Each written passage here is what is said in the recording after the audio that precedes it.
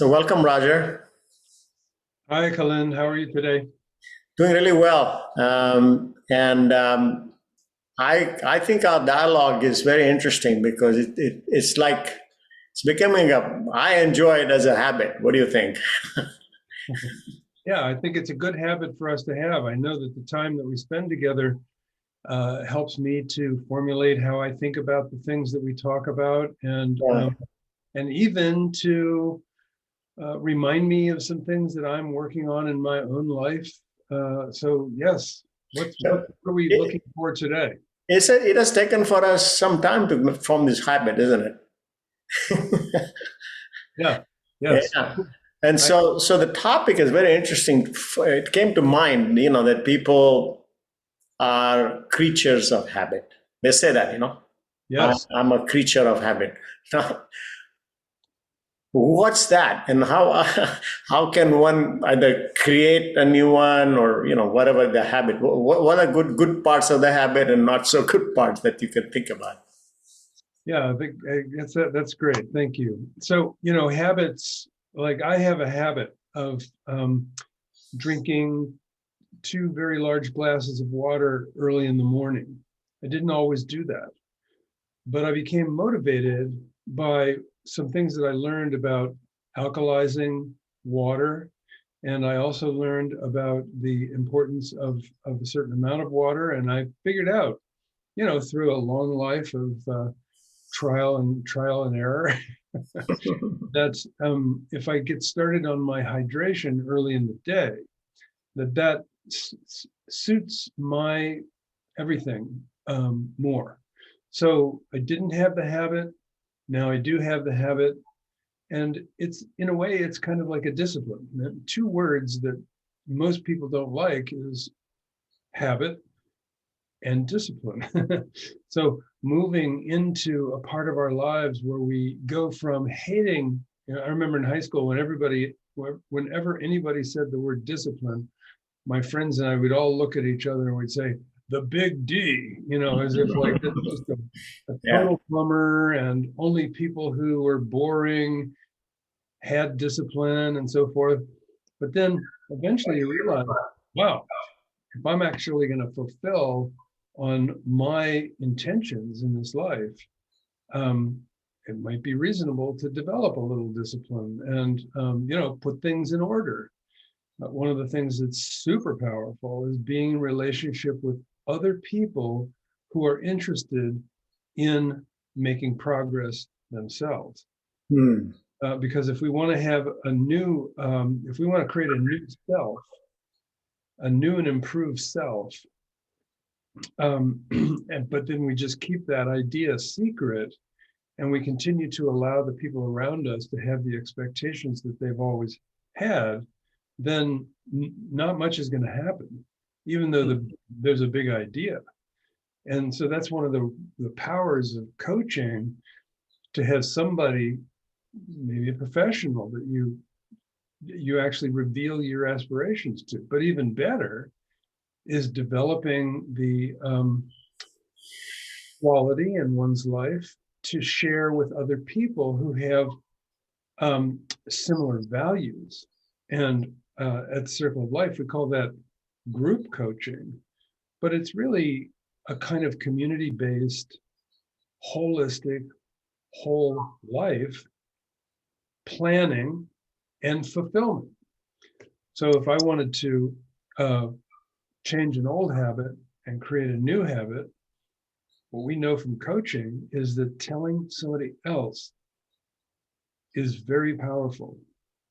The other thing that we know from coaching is that if I have a big idea, like I'm going to buy a new red car, then what are all the tiny little things that I could do to buy a new red car, including just going to Google and putting in the words new red car, and then clicking on the images and seeing all the red cars and thinking to myself, wow, I like that red car. And then I find out what the name of it is. And then that's another action step. And then I find out how much it costs. And that's another action step. And then I find out how much I can trade my old car in for. And so that's Yeah.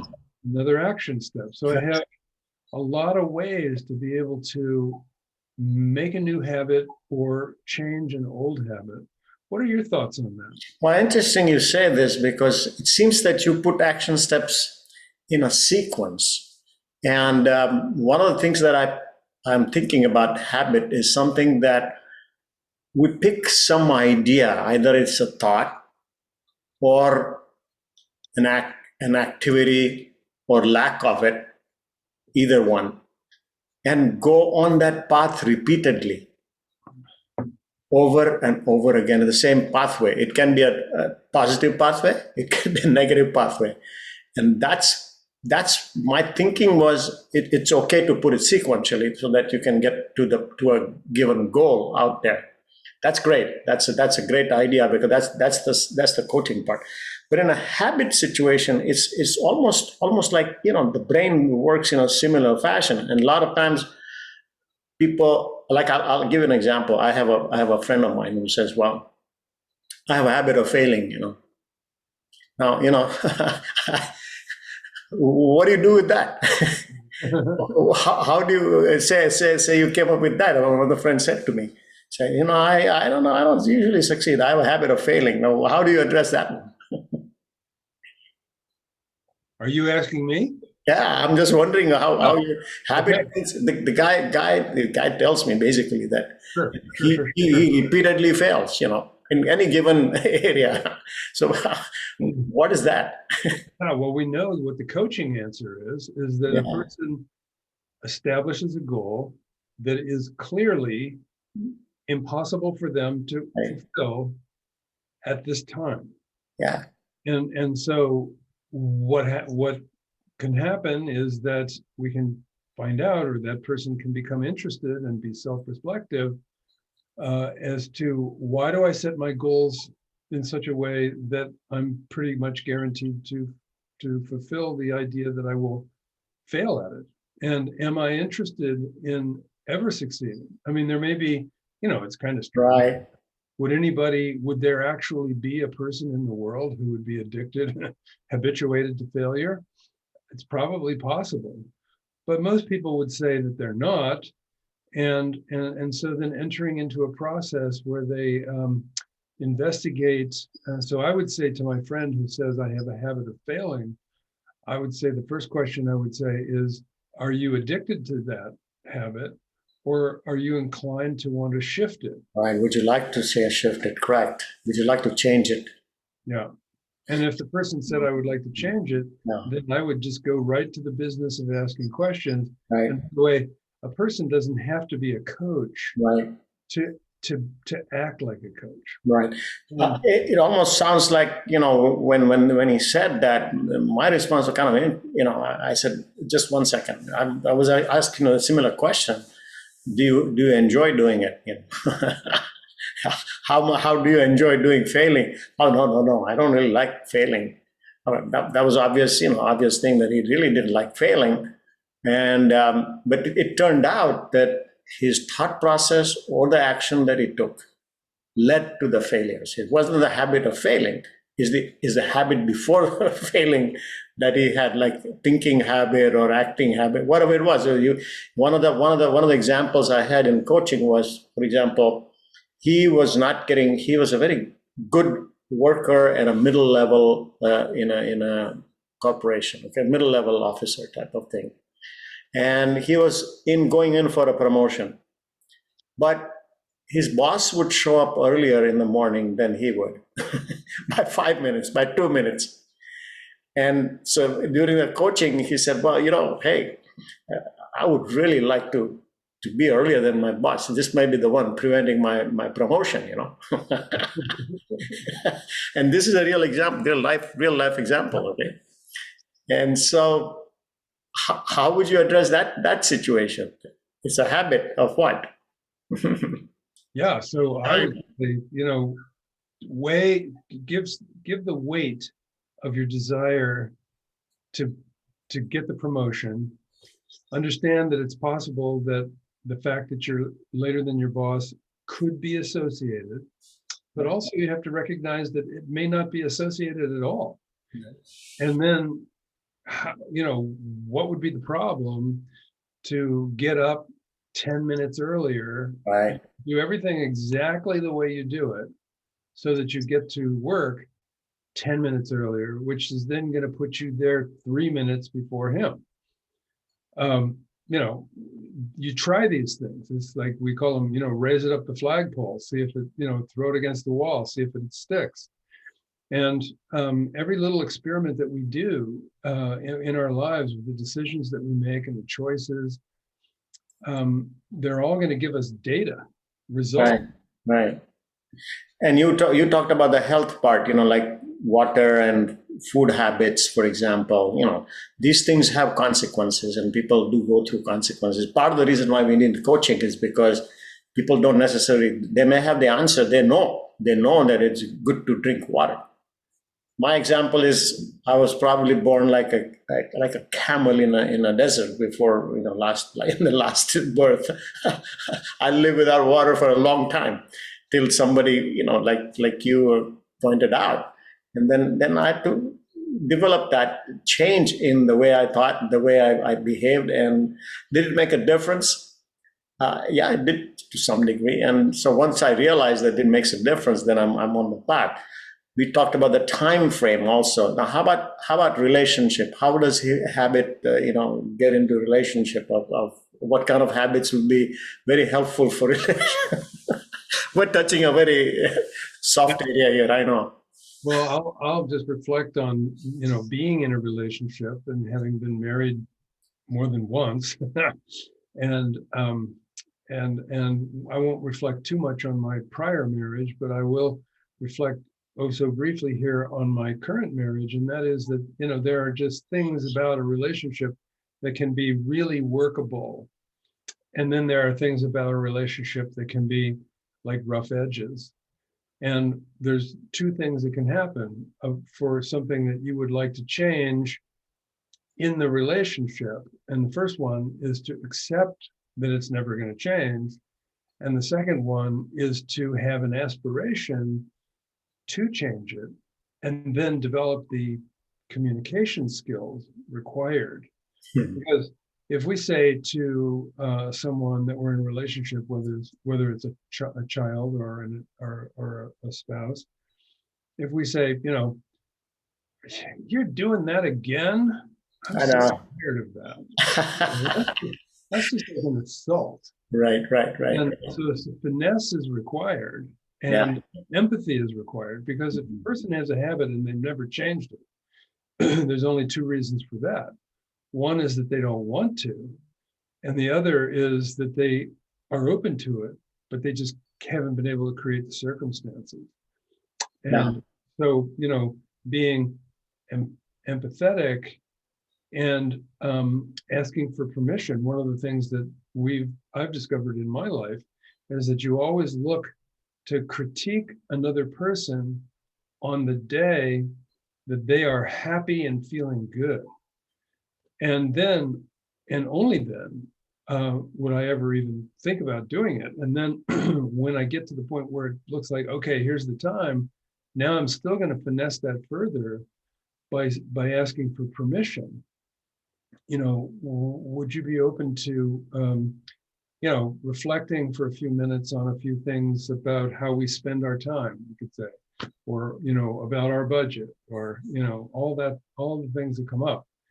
And so to be able to find the right timing, and then to be able to phrase the desire to be in a dialogue about a possible change, and doing that in a context where permission is a nuanced requirement. And you remember how many times I said nuance so far. So, it's subtle. And asking for permission to broach a topic that has habitually been problematic, it's kind of a big deal. And that's one of the reasons why being in a coaching group is so powerful, because there are other people present who can help us with our courage and storytelling. You guys have that. I have had that with everybody, like almost all the people in my entire family. And here's what I've been doing. And a lot of people will say, I just gave up those relationships because they were impossible. And that is an option. in relationship. Right. Right. And coaching skills, like you're pointing out, about communication, about asking permission. These are the things that typically, before that, I mean, we are all high achievers, and we want to do and achieve ourselves, and we want to be the best and everything else. And the ego comes in the lineup there very, very quickly, and ego comes in a simple fashion, like the toothpaste should go a certain way on a toothbrush, or maybe I'm just giving a couple of examples that are very common in relationships, like what you're talking about. But I mean, how would that affect the ego? You know what I'm saying? So again, it's kind of funny, but these are the kind of things that reveal themselves when we are in a group or in a relationship where we have carry a blind spot, and a coaching opens up the blind spot and shines on it and discovers something. Okay, I think I have the habit of doing this, but I have a habit of doing whatever the simple chore, that I have a habit of not putting my clothes away. I mean, it may be a simple thing like that, but the point is, this is the kind of thing we start discovering when we are in a coaching scenario. Yeah, yeah. So, And one of the most powerful things that a person can do to change a habit in another person is to change a habit in ourselves, right. as a demonstration. Mhm. And it doesn't have to be like, I'm going to break a habit of mine so that I can then demand that you break a habit of yours. It's more like just a silent process. And I can reflect that being in a relationship, there have been a few times when I've sort of given that a go. And I don't know. I just am going to accept this part of this person because I revere them so deeply that I can manage to, carry a few disappointments about what I would have wished that person would be. Yeah, yeah. Now, what's fascinating to me, and we're going to probably just call it, but what's fascinating to me is that creating and changing habit is a never-ending chore in life. By the time I create one, oh gee, I have to probably leave that and go to something else, so that I'm it's a constant effort. That continuous personal improvement and lifelong learning, right? Yeah, absolutely. Well, that was wonderful. I don't think we can cover the topic that deeply, but it was fun. Yeah, well, we should get together and come in at a deeper level on habituation and see what happens in round 2 of the discussion of habits, All changing right. habits, and creating habits. Well, I hope that all coaches or anybody who listens to that can give us some feedback about what's going on, and that will be very helpful to us. But we are having fun. We're having fun. That is correct. Thanks, Roger. Thank you, Kalen. Wish you well. Bye.